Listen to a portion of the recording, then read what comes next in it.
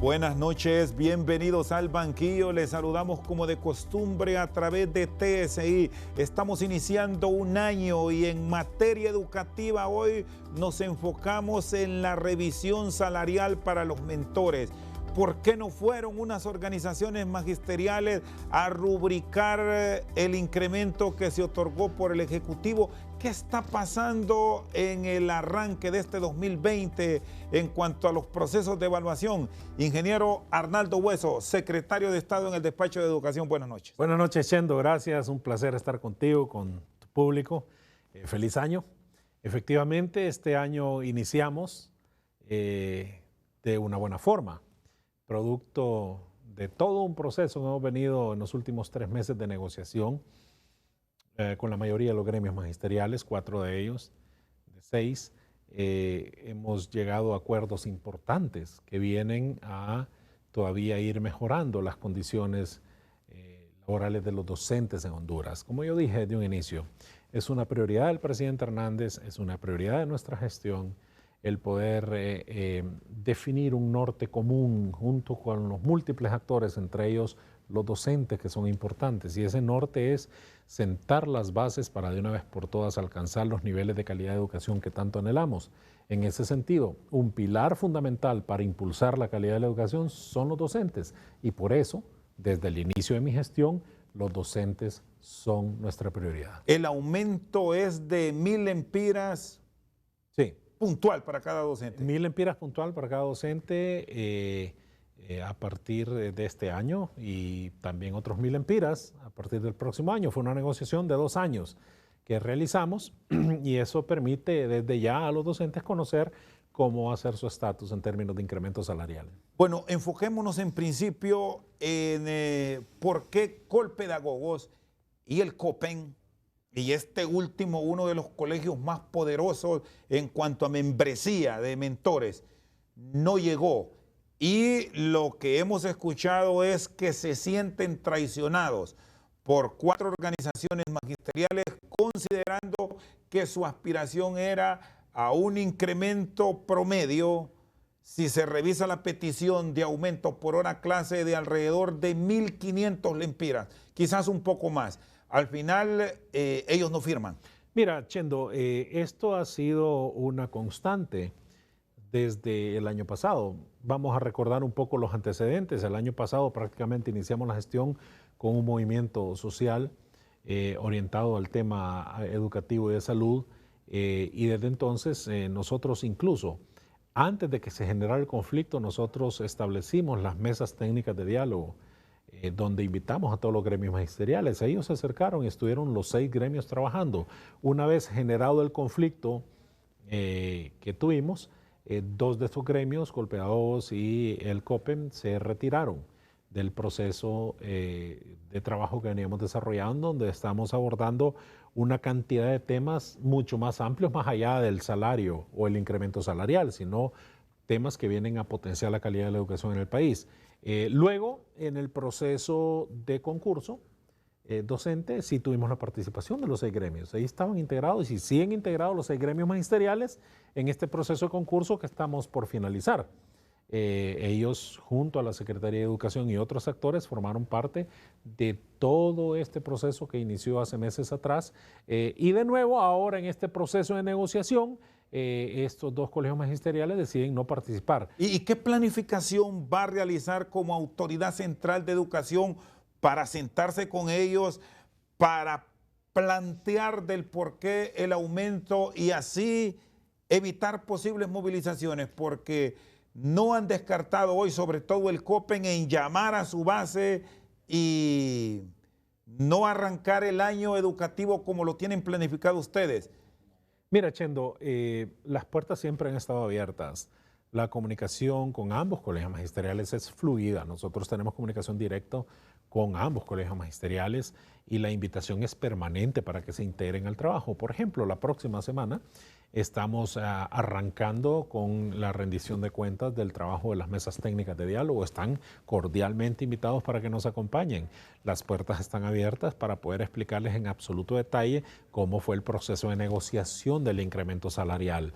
Las expectativas pueden ser varias, pero las condiciones reales, y aquí tengo que resaltar mucho el compromiso de la ministra Rocío Tábora, el ministro Madero y evidentemente la voluntad de nuestro presidente de asegurar que lo que estamos negociando lo podemos cumplir y no podemos ir más allá de nuestra capacidad de poder justamente cumplir con los compromisos, y eso es la negociación que se ha llegado. Personalmente considero una muy buena negociación. Son 1.100 millones, un poco más de eso para la cobertura de los 2 años, 2020 y 2021. Sí, sí, es correcto, es un monto alto. A diferencia de otros sectores, el pueblo hondureño tiene que entender de que un incremento de 1.000 empiras al salario del docente debemos de multiplicarlo por más de 61.000 docentes que tenemos en el país, y ahí es donde tenemos que hacer las valoraciones de la capacidad que hay realmente, partiendo de la misma recaudación que este año ha sido muy baja. Llama la atención lo que dijeron los dirigentes del COPEN, que no están de acuerdo con el aumento, pero que lo van a aceptar. ¿Cómo entienden eso ustedes? Bueno, mira, lo entiendo como que efectivamente ellos tenían una pretensión de un incremento salarial como tú lo puedes tener, como yo lo puedo tener, pero que la realidad es otra y que hemos llegado a un punto correcto de negociación en base a la capacidad que tenemos, considerando también el sacrificio permanente que el docente hace. Así lo percibo yo. Y evidentemente, no, aclaro, este incremento salarial es para absolutamente todos los docentes, independientemente. Un docente puede ganar 20.000, 15.000, por citar dos cifras, entonces automáticamente en junio va a ganar 16.000, el otro va a ganar 21.000, ¿es así? Sí, es correcto, es un incremento de 1.000 empiras. Y dependiendo de la forma en que esté estructurada las horas de trabajo de él o de ella, se va a manejar el incremento, se va a diferenciar por cada uno de ellos, ninguno va a ser igual. Hay quienes dicen que fueron astutos ustedes en esta negociación, que lo que buscaban era garantizarse los próximos 2 años de la administración actual, que no iban a estar las quejas, las revueltas en la calle, porque efectivamente cubre 2020, que estamos iniciando, y 2021. De ahí viene la política en pleno desarrollo con la elección de un nuevo gobernante, y ahí le queda esa papa caliente al próximo. Pero Chendo, mira, es que no hay cosa mejor que iniciar un año con un proceso de negociación de salario que permita generar tranquilidad en todas las docentes y los docentes del país.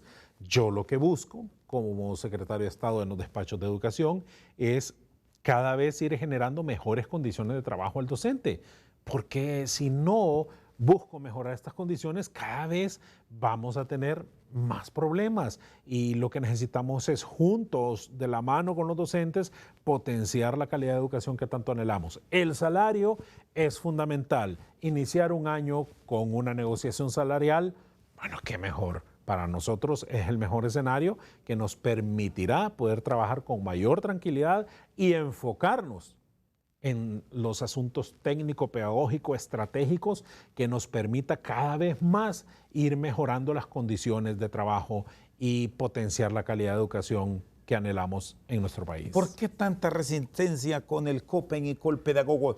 ¿Es que hay acaso componentes de la política vernácula en la política gremial, ingeniero? Existe, y aunque también dentro de ambos colegios magisteriales existen dirigentes y docentes que no ven esto con ojos políticos, también hay unos otros que sí están siendo desarrollan este tipo de estrategia basada en una política, como en otros colegios también, solamente que en el resto de los colegios magisteriales, después de todas estas reuniones y las mesas técnicas de diálogo, hemos llegado a consensos importantes en donde tenemos que priorizar la población hondureña, nuestras niñas y nuestros niños. Ahora estamos trabajando de la mano con ellos porque la prioridad son nuestras niñas, nuestros niños y nuestros docentes. Ya es un espectro mucho más amplio que nos permite ir avanzando. Y mira lo interesante, Chendo, este año arrancamos con algo muy positivo, un trabajo conjunto, pero que va a continuar dentro de la negociación. No solo se incluyó el incremento salarial, fue un paquete amplio de acuerdos que llegamos, por ejemplo, cómo potenciar y mejorar las condiciones del INPREMA, que venga a mejorar todavía el apoyo al docente. Eso es algo fundamental. La dirigencia magisterial está reclamando, y ya vamos a ampliar sobre este tema, porque resulta de trascendencia para los educadores, ingeniero Bueso, que se revise la jubilación. Correcto. Que por un fallo que ya lo volvió ley la Corte Suprema de Justicia se puedan jubilar a los 55 años los de recién ingreso y a 50 años los que ya tienen sus años dentro del ejercicio de la docencia. Y eso es justo el acuerdo que llegamos. En el primer trimestre vamos a asegurar que esto pueda terminar con un proceso actuarial completo que nos permita hacer las valoraciones del caso y medir los riesgos, ¿verdad? Porque tampoco deben de ser decisiones arbitrarias que al final pueda terminar afectando al mismo INPREMA. Porque este es un asunto de sobrevivencia del Instituto de Previsión. Claro, por supuesto. Un error lo puede llevar a la quiebra. Bajar un año puede llevarlo a la quiebra. Y ese depende de un análisis actuarial que ya llegamos a un acuerdo con los gremios magisteriales. ¿Cómo van a integrar esas comisiones de manera de que no le vaya a aparecer al momento del diálogo una voz disonante que rompa todo? Con especialistas. Vamos a tener actuarios, tanto del INPREMA, de la Secretaría, de los gremios magisteriales, trabajando en conjunto, no un análisis actuarial por cada lado. Conjuntamente se desarrolla el análisis actuarial, que es el elemento técnico que debemos de valorar para tomar una decisión. ¿A qué tiempo se va a tener ya este análisis? 3 meses. Es decir, en abril, por tarde ya se tiene. Es más, nosotros tenemos previsto en febrero poder ya finalizar este trabajo, solamente que es una cuestión ardua, ¿verdad? Pero sí en febrero ya terminarlo, pero pasa luego al Congreso Nacional, entonces es un proceso un poquito más amplio. Está con nosotros esta noche al banquillo el secretario de Estado en el despacho de Educación, Arnaldo Bueso. Una pausa, ya regresamos.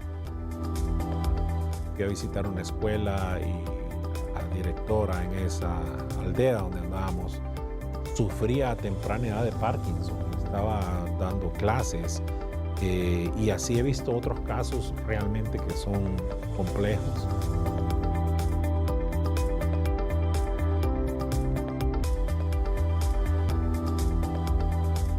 Seguimos esta noche al banquillo con el ingeniero Arnaldo Bueso. ¿Están claros los docentes que aspiran a estas jubilaciones bajo una reducción de edad que algunos especialistas ya encendieron las alarmas? Sí, mira, hemos venido haciendo conciencia en los diferentes gremios y ellos lo saben muy bien, el nivel de vulnerabilidad que se puede generar al tomar una decisión arbitraria de bajar la edad sin el análisis correcto previo. El análisis actuarial nos va a decir exactamente primero si es factible o no. Personalmente yo considero de que vale la pena hacer este análisis. Yo he recorrido prácticamente todos los departamentos del país en esta gestión en un año que llevo y puedo evidenciar. Yo vengo de una familia, mis padres eran docentes, mis abuelos eran docentes y uno sabe el sacrificio que el docente tiene y que a diario estar frente a alumnos no es algo fácil, es complejo, pero insisto, eso tiene que depender del análisis actuarial, pero sí, ya el trabajo inicia esta misma semana. ¿Y casos excepcionales sí se van a revisar independientemente que al final tengan un análisis actuarial que diga que no? Y le planteo esto porque ahora mismo, y nos están viendo esta noche que estamos en vivo, docentes que van por esa vocación a impartir clases, pero muy dañados de su salud, mira, con problemas de diabetes, pero con problemas de hipertensión. Casos excepcionales como esto, le insisto, los van a revisar y se puede permitir una jubilación selectiva. Por digamos. Supuesto que sí, Chendo. Mira, yo vi algo que me impactó mucho en Santa Bárbara. Fui a visitar una escuela y la directora en esa aldea donde andábamos sufría a temprana edad de Parkinson y estaba dando clases y así he visto otros casos realmente que son complejos y que evidentemente amerita una revisión temprana de esta situación de los docentes y que evidentemente tiene que significar una jubilación temprana o una atención médica inmediata para ellos mismos. Estamos viendo una gama mucho más amplia. Mira, te decía hace un rato, no solo pasó por una negociación salarial, sino que por una gama amplia de elementos que vienen a mejorar las condiciones de los docentes. El tema de IMPREM es uno, pero también estamos analizando otro tipo de factores que venga todavía a favorecer más las condiciones del El docente. tema de las capacitaciones, ¿cómo se va a ver de una manera integral sin que esté el beneficio puntual para ciertos educadores que se les criticó el año pasado?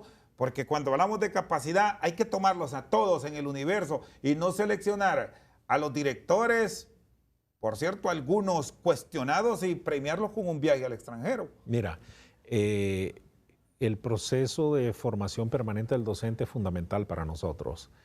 De más está decir lo que hemos vivido en los últimos meses, ¿verdad? Y es esencial. Para ello hemos trabajado en dos líneas.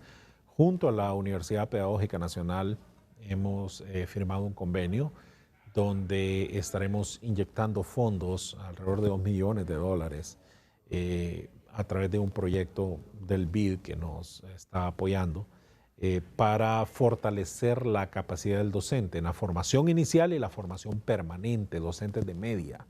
Y ahí claramente vamos a estar atacando las áreas de oportunidad que se han detectado para trabajar con ellos en la formación. Eso es por un lado. Por otro lado, los dos elementos que yo he planteado. Hace alrededor de un mes fuimos a inaugurar la antigua infraestructura de la Escuela Normal de La Paz, ahora convertida en una infraestructura modernísima para la formación del docente. Ahí tendremos la oportunidad de capacitar presencialmente a todos los docentes de la zona centro-occidental del país. Pero además de eso, este año arrancaremos ya con la plataforma virtual de formación del docente. O sea, tendremos varias alternativas, desde las presenciales hasta las virtuales, que permitirá bajo un proceso sistemático atender al docente, formarlo y actualizarlo permanentemente. Ese es un elemento clave y fundamental, Chendo, que debemos de atacar. ¿Cuáles son las áreas que ha encontrado debilidad y que de pronto se mostró el reflejo en las recientes evaluaciones y que tienen como una prioridad? ¿Falencias dónde, ingeniero Hueso? Matemática y español. Dos problemas serios que debemos de mejorar, y aunque los resultados no se van a ver de un día para otro, los esfuerzos que estamos haciendo desde el año pasado vienen enfocados a mejorar estas condiciones. Por ejemplo, vamos a anunciar pronto el lanzamiento de un esquema virtual de formación del educando, el niño y la niña. Casi una escuela en su iPad, en la computadora, en el celular de su papá, que permitirá al niño estar activamente trabajando en estas dos áreas, matemática y español, y sumamos el tema del inglés, que también es una prioridad del presidente Hernández, que nos va a permitir enfocarnos fuerte en impulsar esta iniciativa del inglés a nivel nacional. La única forma que podemos ver de poder ser más abarcadores en este momento es a través de la tecnología y el trabajo virtual. Y están claros en la inversión, ingeniero, porque a veces se habla bonito, se plantea una maravilla en la educación, y lo recuerdan siempre los maestros cuando se van los procesos de evaluación, bajo el entendido que les reclaman a ustedes que hablan de tecnología, pero ni siquiera hay una computadora en la escuela. Hoy puedo informarte que el año 2019, en la gestión de tu servidor, se formaron más de 15,000 docentes, presencialmente. Y me encantaría que el pueblo pudiera ver las imágenes del centro de formación permanente del docente que tenemos ahora en La Paz, que está orientado al tema de la infotecnología. Es algo espectacular, son cuestiones concretas. La plataforma virtual va a ser algo tan sencillo como que usted puede accesar, el docente o el educando, desde su celular a un sitio y ver su propio perfil de formación, y desde ahí empezar a formarse.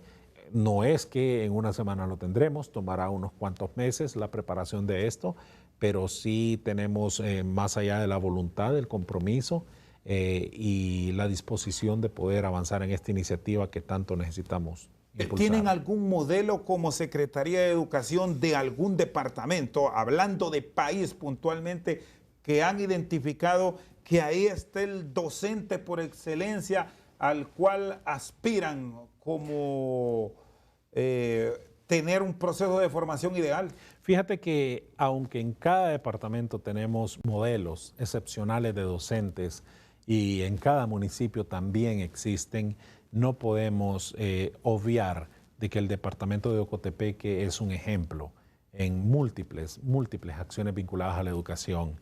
Este es el modelo. Lo interesante es que a esta experiencia ha empezado a irradiarse ya en Copán y está trabajando ya en Santa Bárbara. ¿Qué es lo que buscamos? Fue nuevamente, perdón, ingeniero, fue nuevamente el 2019 Ocotepeque el departamento que le marcó la pauta en matemáticas, porque esa es la estadística que nosotros como medios de prensa veníamos manejando, no de ahora, de hace varios años atrás. Mira, aunque la próxima semana es que estaremos dando los resultados finales de los procesos del año 2019, yo te puedo asegurar que el departamento de Ocotepeque sigue siendo un ejemplo.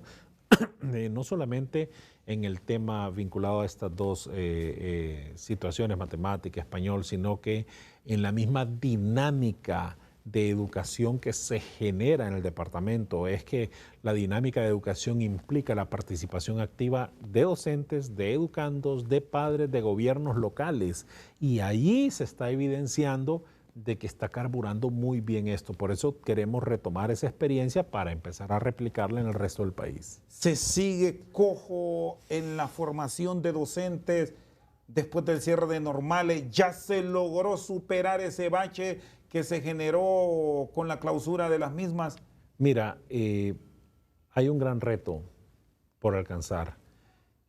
Personalmente siento de que es una situación que debemos de priorizar desde el Consejo Nacional de Educación y enfocarnos mucho en la formación inicial del docente, desde la UPN, desde la Universidad Nacional.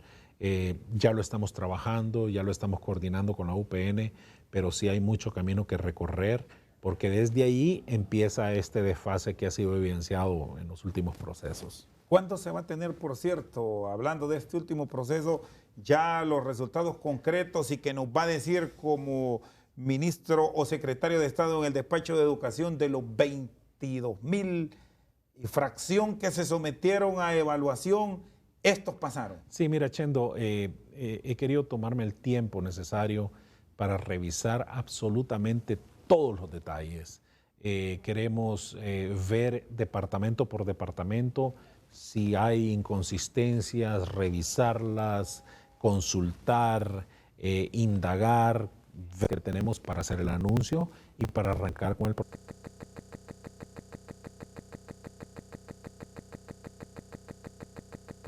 que tenemos para hacer el anuncio y para arrancar con el proceso de contratación de docentes. Pero en este momento tengo un equipo concentrado 100% en la revisión completa de todo el proceso. Sí, ya terminó el proceso de revisión, ¿verdad?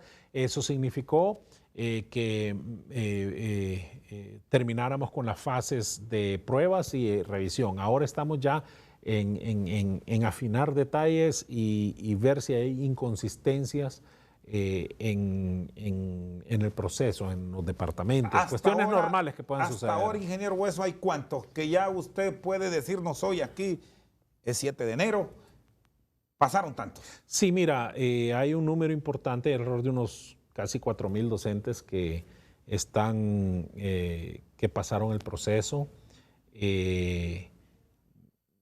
Interesante, yo valoro mucho el esfuerzo que ellos hicieron.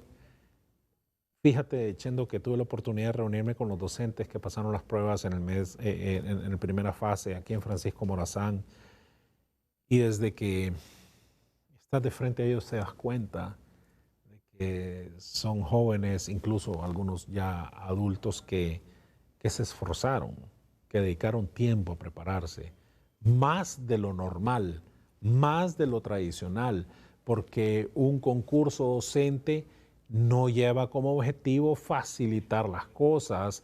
Es un concurso que tiene un nivel de complejidad y para ello tienes que prepararte. Está con nosotros esta noche al banquillo el secretario de Estado en el despacho de Educación, Arnaldo Hueso.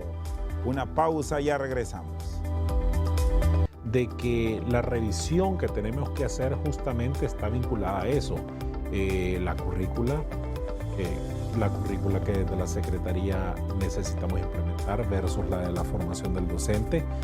qué procesos previos deben de realizarse para ello. Cuando hablo de previo, lo de las normales dejan lecciones también importantes.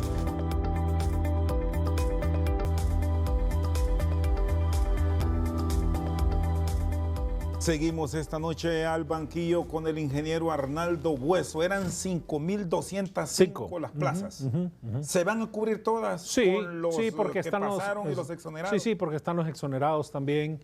Y aunque lo mencionamos, si era necesario realizar otro proceso de concurso pronto, lo haríamos. Pero no, yo creo que vamos a cubrirlo. Hay una cantidad importante de lecciones aprendidas, que de eso es que nos nutrimos para ir mejorando cada vez más.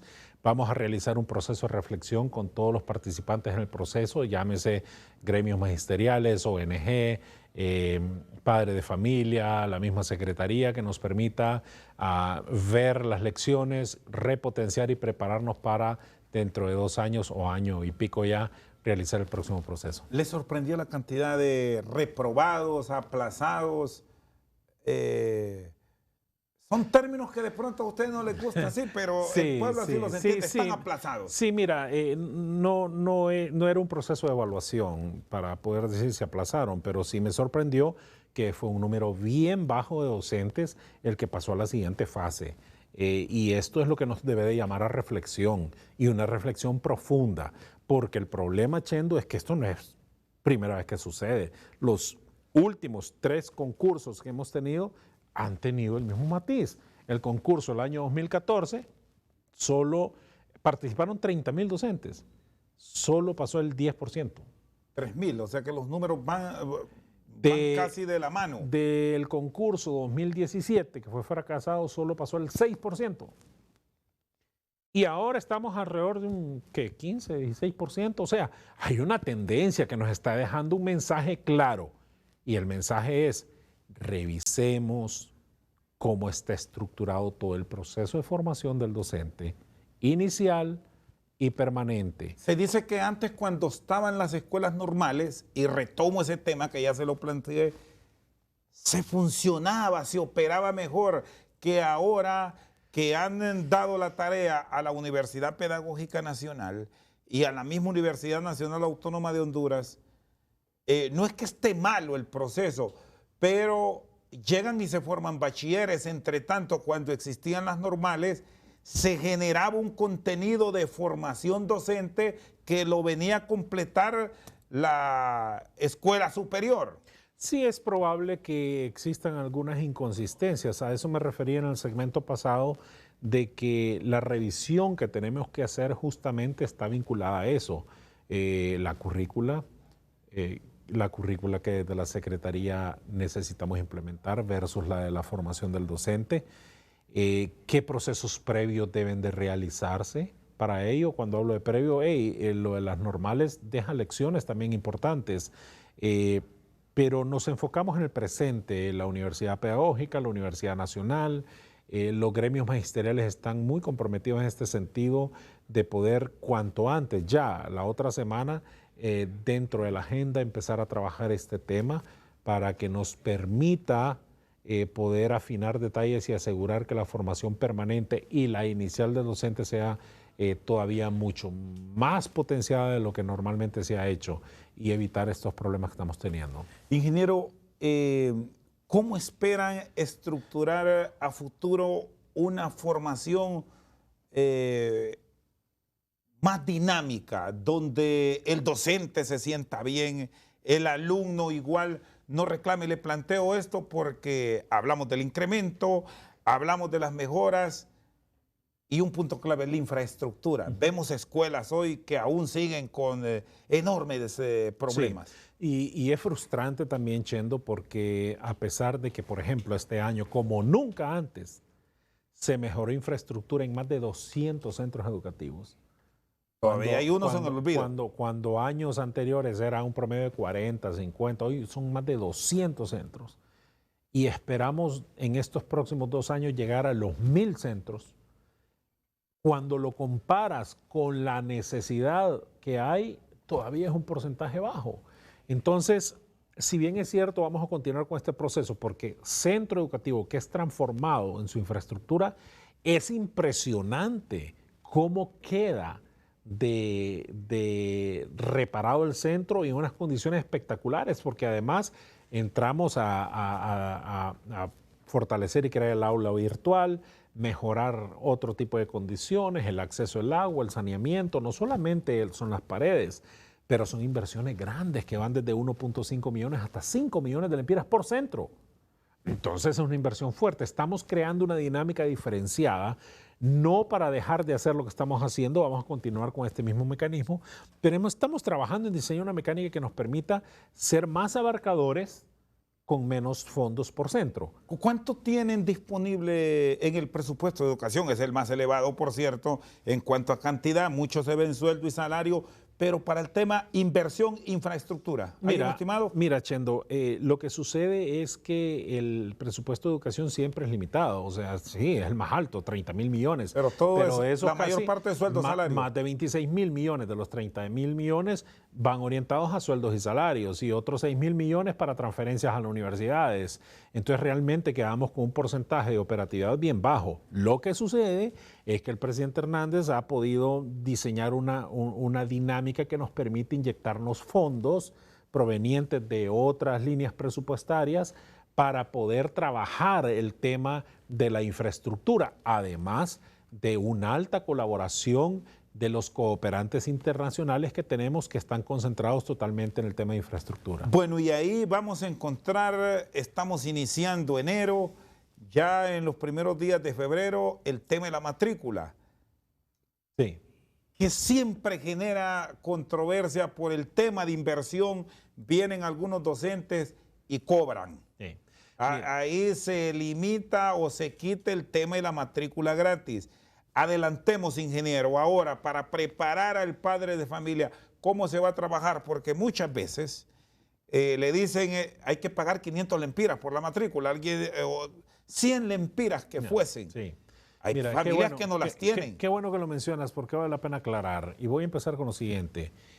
Padres de familia, ayer yo recibía una información del registro donde habían filas interminables de padres sacando partidas de nacimiento. Ya no hay necesidad de sacar partidas de nacimiento, solamente para los muchachos de primer ingreso. Y ahora existe la facilidad de hacerlo de forma virtual.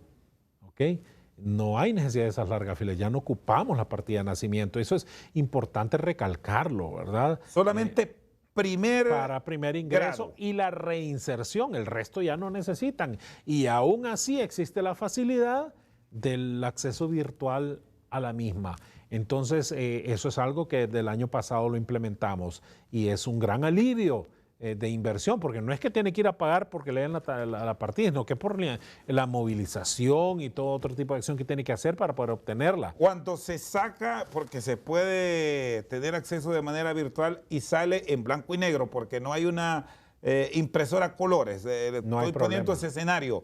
No hay problema. Los maestros no deben poner ninguna objeción para un padre que llegue. No hay ningún problema. Estas acciones las hacemos para facilitar el trabajo, para facilitar la inscripción y la matrícula que los padres tienen que hacer.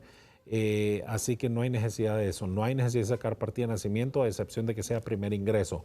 Y se puede hacer de forma virtual. Lo otro, Chendo, la matrícula es gratis. Si algo está ocurriendo en algún centro educativo, por favor, denúncielo. ¿Va a tener alguna línea caliente? La línea 104, pero además están todas nuestras direcciones municipales, todas las direcciones departamentales y el despacho su servidor, atendiendo cualquier denuncia.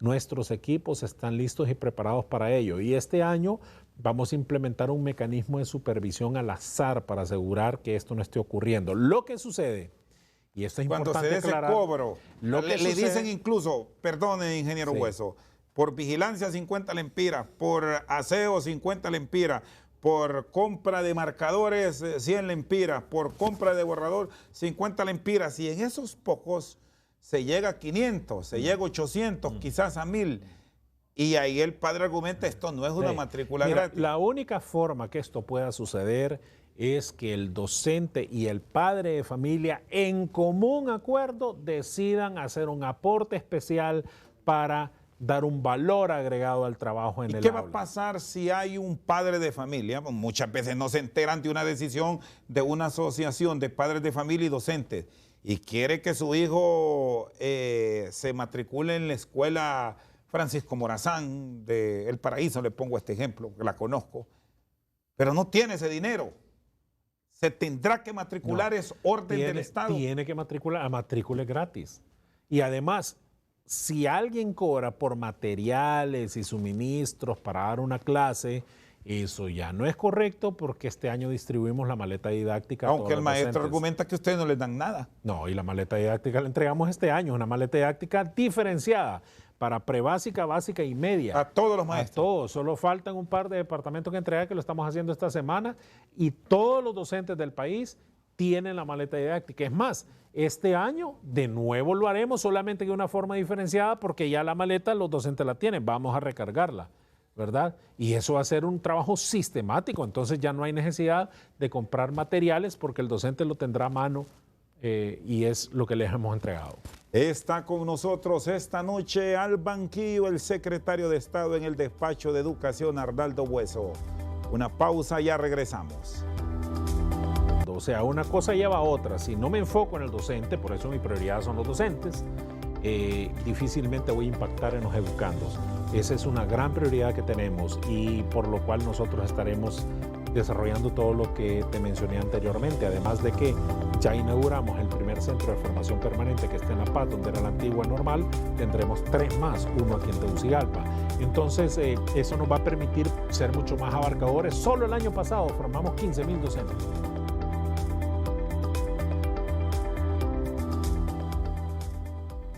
Seguimos al banquillo con el ingeniero Arnaldo Bueso. Después de la firma ayer con 4 organizaciones y que les dijeron a los maestros, sus mismos colegas, vendidos, entregados, etcétera, etcétera. ¿Ha tenido la oportunidad de hablar con ellos? ¿Con los líderes ¿Con los que gremiales? firmaron? Sí, claro, estamos en permanente contacto con ellos. De hecho, ya este viernes vamos a una primera reunión porque una de las decisiones es crear un grupo permanente de coordinación entre los gremios y la Secretaría para dar seguimiento a todos los compromisos. La próxima semana estamos repotenciando las mesas del diálogo. No hay una comunicación permanente con ellos, incluso también con los otros 2 gremios que no se han querido sumar al esfuerzo. ¿Y ya se esperaba esto que les dijeran que los compraron? Pues sí, es que debe haber algún grupo pequeño que por otro tipo de intereses va a generar ese tipo de situación, pero la gran mayoría de los docentes estoy absolutamente seguro que han recibido con buen agrado la noticia del incremento salarial. ¿Qué cambios, qué transformaciones se han fijado para este año? Sí, mira, hay 2, 3 elementos fundamentales que hemos priorizado para este año. El tema tecnológico, desde 2 aristas. Uno, el tema tecnológico para potenciar la Secretaría per se, o sea, la Secretaría de Estado, nuestra instancia desde el aparato administrativo y de recursos humanos. Vamos a transformar por completo con un sistema tecnológico que va a permitir un proceso totalmente blindado, pero ágil de primer mundo. El resultado no lo vamos a tener en 2, 3 meses, va a tomar todo un año porque empezamos desde el año pasado ya. Es una inversión alta, pero que es necesaria asegurar que el proceso administrativo y de recursos humanos sea blindado desde principio a fin. Segundo, la parte tecnológica en la formación del educando, de las niñas y de los niños y de los docentes. Estamos trabajando en estructurar este espacio virtual que permita a los educandos tener acceso a su propio perfil y desde ahí actualizarse permanentemente o considerar como un aula de estudio esto y cuando vaya a su aula de estudio real, presencial, ya venga muy actualizado. Y el otro elemento importante, Chendo, es no bajar la guardia. Los 2 anteriores son orientados a la calidad de la educación. El tema de textos es nuestra prioridad, hacer una entrega total y masiva de textos a nivel nacional, la formación del docente, el tema de la infraestructura este año probablemente sea mucho más fuerte que el año pasado. Y luego viene todo lo de la maleta didáctica y acciones novedosas que van orientadas a mejorar las condiciones de trabajo del docente. ¿Y están claros ustedes con los docentes en mejorar el tema de la enseñanza y no basarse en metas que permitieron en el pasado pasar de primero a segundo y así sucesivamente al grado siguiente a alumnos que no podían leer ni escribir? Sí, mira, es correcto, Chendo.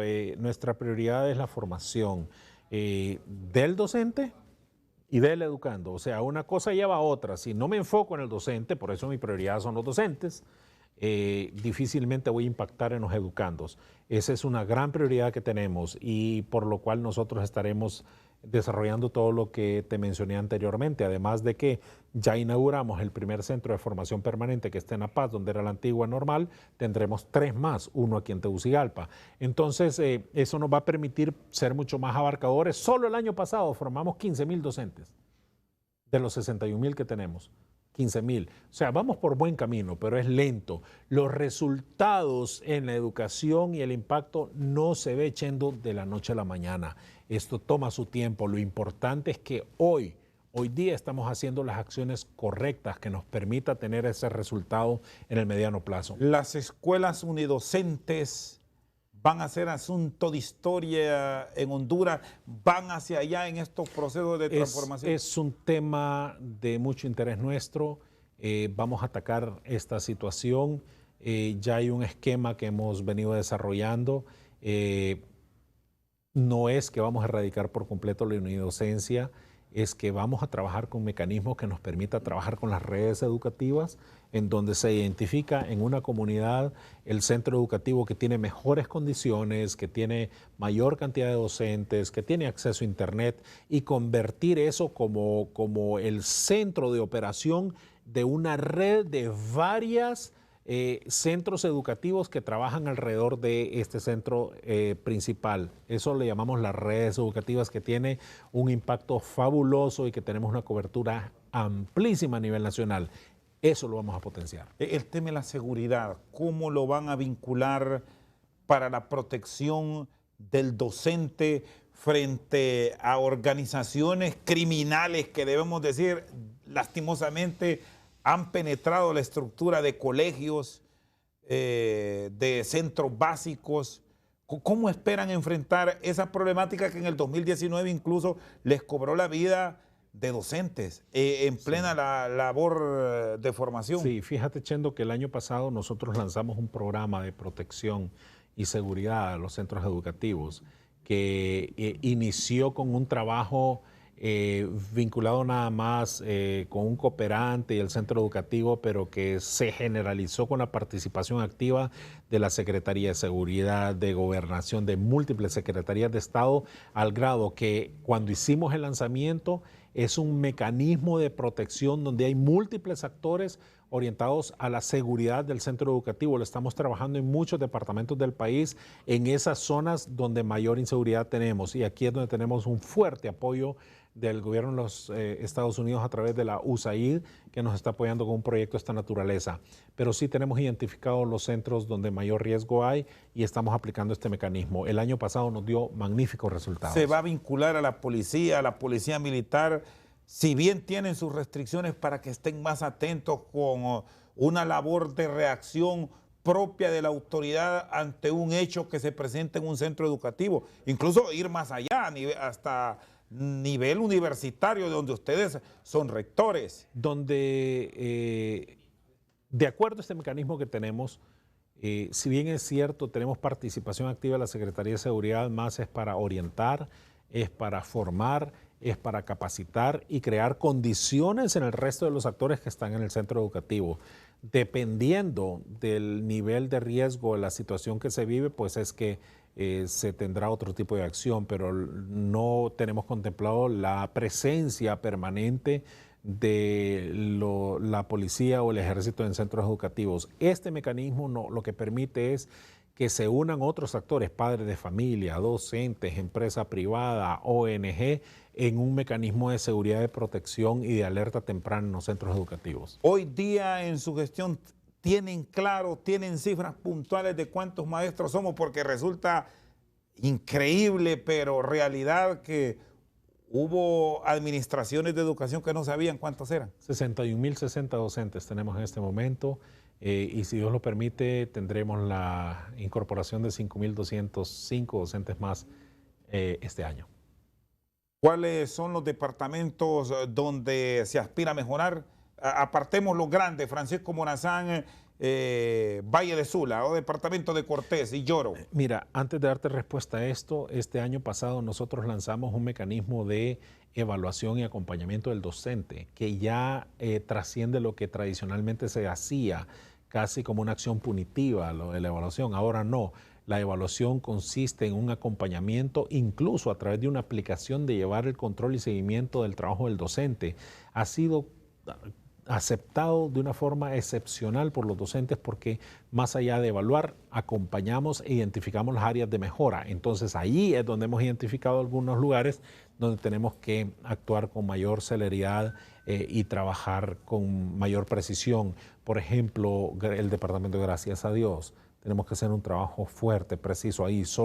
Este año estamos construyendo 12 centros educativos nuevos. ¿Y tienen esos maestros con la formación para enseñar en Misquito y no perder esa lengua? Igual priorizado. Puede suceder en Olancho con los pech, con los mismos garífunas en el Caribe. Qué bueno que lo mencionas porque este año lanza para mí uno de los logros más grandes, Chendo. ¿Sabes? Producto de casi una huelga que me fueron a hacer en mi primera semana de gestión, algunos grupos organizados, representantes de las etnias, estuvimos casi 12 horas sentados con ellos, discutiendo el porqué de esa reacción que tenían. Y después del análisis logramos detectar que muchos de los temas que buscaban no necesariamente era la esencia de la problemática que tenían. ¿Sabes cómo terminó eso? 3 meses después, con un trabajo conjunto con ellos. Después de 25 años tenemos un modelo intercultural bilingüe para trabajar con todas las etnias en nuestro país. Y ese modelo intercultural bilingüe nos permitirá trabajar con precisión en las verdaderas necesidades que tenemos. Y ya lo estamos desarrollando. Ingeniero, le agradezco. Feliz noche. Gracias, Chendo. Saludos. Con nosotros esta noche al banquillo el ingeniero Arnaldo Bueso. Por su sintonía, muchas gracias.